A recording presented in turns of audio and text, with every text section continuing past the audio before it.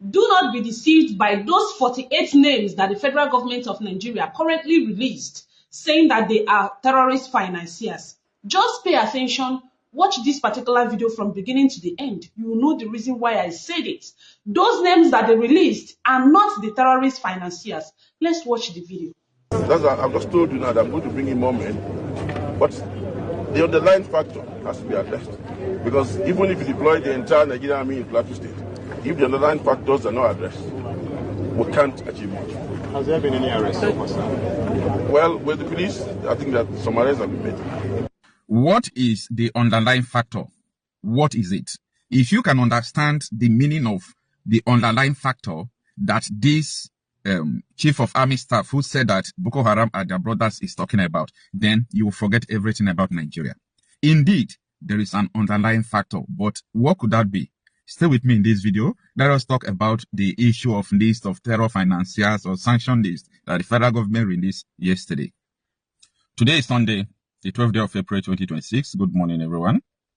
Yesterday, the news was going viral on the Nigerian internet space about what some persons refer to as the list of terror financiers. But the list was released by the Nigeria Sanctions Committee, and you can get it in nigsac.gov.ng. So they published 48 names of people who they are going to sanction or whom they have sanctioned. And they said that these people are linked with the activities of terrorism. Why they are making this statement? So many people who are in APC camp started publishing that Tinubu have released the names of terror financiers. I beg to contradict what so many of you are thinking. The names you are seeing here are not terror financiers. They are just the names of people and groups that the federal government have sanctioned. They are not terror financiers. Like Boko Haram was there, Wa Jihad, Ansaru is there. What is it called? ISWAP. They put IPOB and so many other groups. So these are the groups federal government have sanctioned. They also put names who are connected to these groups. So it is just a sanction list, not the name of terror financiers. Now, I'm not supposed to even put mouth in all these things, but Nigerians are easily to be deceived. You know that for over the years, we have been asking for the list of terror financiers, and we know the reason why we are asking for the list. Some years ago, a top military intelligence officer in the DIA told us that the list of terror financiers they have, that all of them are in the government. This is government exposing government, but they can't release it because it will cause chaos. Because top politicians, you've got to arrest even someone like the president, the rest of them, and it's not possible. That is the only reason why they could not go ahead. And one of these military intelligence officers could not hold it back. He had to come to national television. I'm talking about Kunle Ondawumi. He said he was a top military intelligence officer. So he could not hold it back. He had to come to national television to say, listen, the list we have, they are in Tinubu's, in Buhari's government. He said it on a national television. He did not hide it. The question I'm putting forward to you is that, does these names look like minister's name, governor's name, senator's name? No. Does this look like people who are in the government? You see, Nigeria federal government should wise up. Like, you see this generation we are, it's not possible for you to deceive people. No. These are the games you people played in 1993. Nadeko days, all those things Abacha, Bionda did. No. Babangida did. You can't do it today without being caught. Yes, you can be playing your game, but people will know exactly what you are doing. So they've got to release these names as distraction to the original list. We want the original list. The intelligence circle, the DSS, DIA, they know people in government who are sponsoring terrorism, not this thing they called, this that they brought out. So where are the names of people who are in the government that are sponsoring terrorism? That is the list we want. If the list is not released, nobody is going to take Nigeria serious. And as usual, the list will not be released. So nobody is taking you people serious. Now, let me take you deep further. There is this one particular question I've been asking. I've been asking it for over the months now, right from the day 300 Catholic students were kidnapped. where the TVC News interviewed the teachers who escaped, the eyewitnesses. They confirmed that the helicopter was up. And we figure out from also people who promised not to grant interview because of fear. They told us that they saw the helicopter was painted green, white, and green, that masterminded the kidnap. And battalion of soldiers were there guiding the school children because the intelligence leaked that people are coming to kidnap them. But before the terrorists arrived, call came from Abuja, from a political office, top office in Nigeria. Call came and asked those soldiers to leave, that the terrorists are coming. The soldiers left and the terrorists came and kidnapped them. Who made the call? Who made the call? You see, it is time for people to start cultivating the attitude of not taking these people serious any longer. They know what they are doing. Yeah. They want to keep what you are doing going. Don't worry, keep it going. Let's start distracting them. They distract you with your celebrities. They distract you with everything they can use to distract you. The chief of army staff was telling you that these people are our brothers. The same thing with the national security advisor. These people are our brothers. So you people should understand that these people are the ones who are solely responsible for this insecurity. So any name they release, know that that name is not a threat. Like I used to tell you that Boko Haram in the bush, they are not the threat. The people in the government who are protecting them are the threat. Vigilante, individuals, everybody can defeat Boko Haram if they are given opportunity to bear arms. They will defeat Boko Haram. It will come to an end. So all these things people are saying, talking up and down, they are just trying to waste people's time. Now, this is where the video begins. I want to take you back to what the chief of army staff said.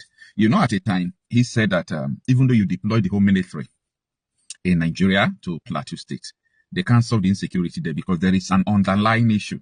And that underlying issue is all about what these terrorists want, Islamization. Okay? They want a Sharia state, Boko Haram, ISWAP, all of them, to mention but few. It is only IPOB that comes out to say, government are supporting these terrorists. We want to leave Nigeria. And they say they are terrorists. But the real terrorists who said that they don't want Nigerian constitution, that is reasonable, that they want Sharia law, and they started fighting Kindi. NSA said they are brothers. The military officer said they are brothers. The same military officer is the one who is saying that there is an underlying issue to this problem. And even though you deploy the whole military, that they can't solve it. So I want you to go through these videos for you to understand what is actually going on in Nigeria. Stay tuned. Well, I wouldn't say particularly that it's going to be a new strategy, because the fact here is that there are some issues that need to be resolved, politically. Because we can't rely permanently on kinetic approach to issues. So with that, I'm going to meet the governor of the state and deliberate with him to see how we can resolve these issues politically. We're talking about our aspect of the job. We're going to see how we can enhance the security of this place by inducting more men, inducting more enablers, and maybe from there we'll take it on. Okay, sir, you just said something about we're going to ask about their request for more personnel in Plateau State. So what's your plan to this? I've just told you now that I'm going to bring in more men, but the underlying factor has to be addressed. Because even if you deploy the entire Nigerian army in Plateau State, if the underlying factors are not addressed, we can't achieve much. Has there been any arrests so far, sir? Well, with the police, I think that some arrests have been made. I've just told you now that I'm going to bring in more men, but the underlying factor has to be addressed. Because even if you deploy the entire Nigerian army in Plateau State, if the underlying factors are not addressed, we can't achieve much. Has there been any arrests so far, sir?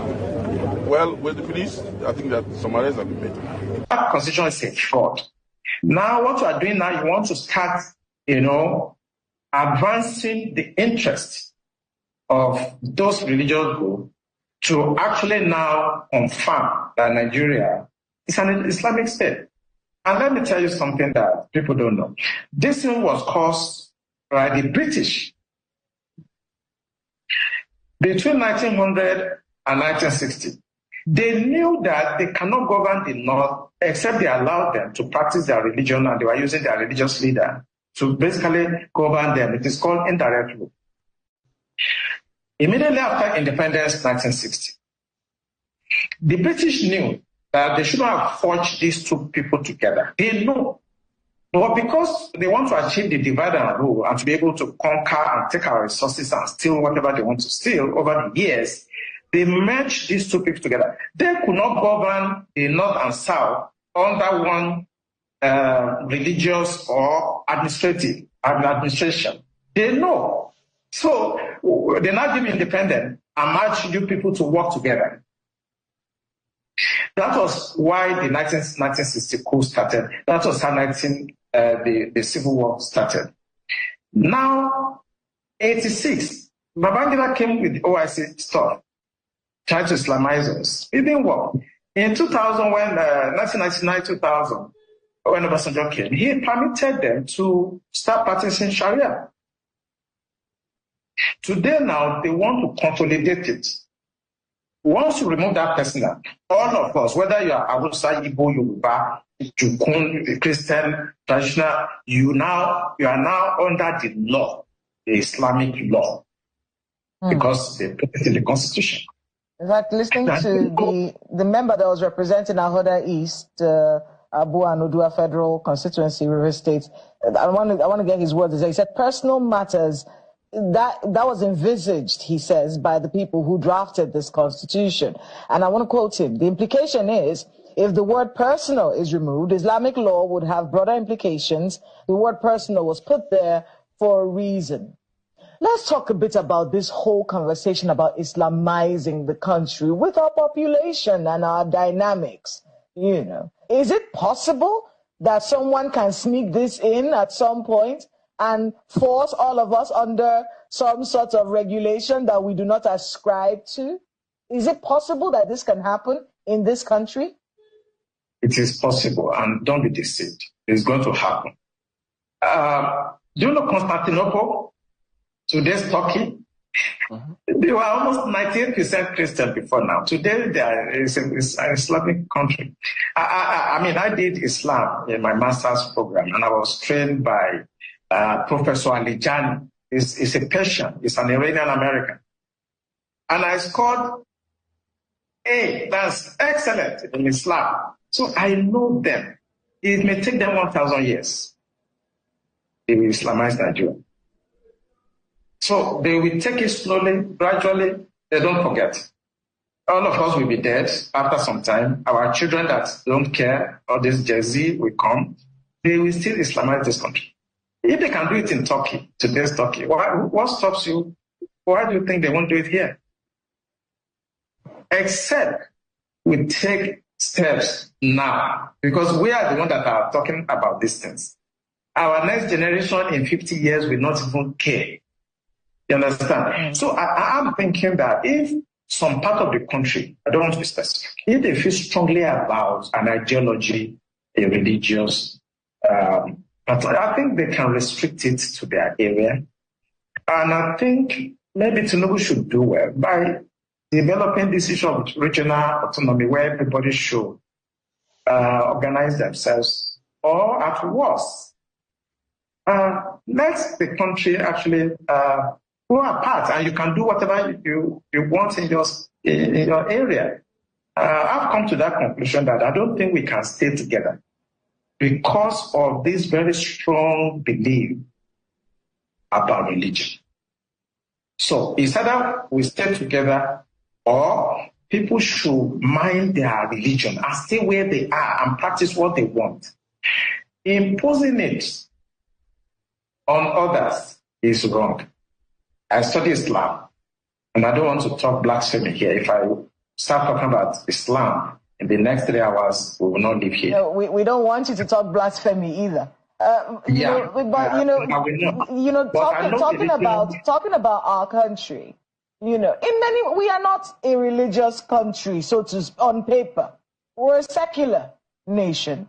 What kinds of conversations should we be having with the Nigerian people, especially the younger generation, about how to ensure that we remain secular, where you can practice your religion in any part of the country that you please without imposing